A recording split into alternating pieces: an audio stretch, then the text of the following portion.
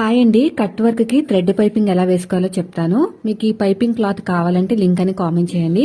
ముందుగా నేను థ్రెడ్ పెట్టేసుకుని పట్టీలాగా రెడీ చేసుకున్నాను. ఈ థ్రెడ్ పైపింగ్ కి కావాల్సినంత క్లాత్ అయితే మనకి సపరేట్ గా అమ్ముతారండి.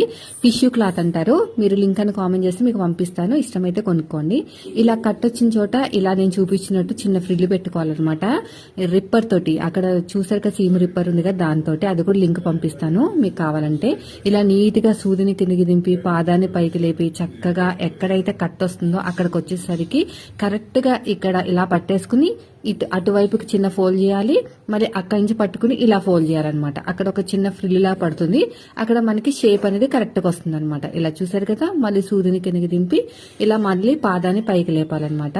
టిష్యూ క్లాత్ అండి, నేను వాడేది ఎక్కువగా టిష్యూ క్లాతే వాడతాను. సో మొత్తం కూడా మీరు నేను చెప్పినట్టు స్టిచ్ చేస్తే చాలా బాగా ఫినిషింగ్ అయితే వస్తుంది. చూసారా ఎంత చక్కగా వచ్చిందో. వీడియో నచ్చితే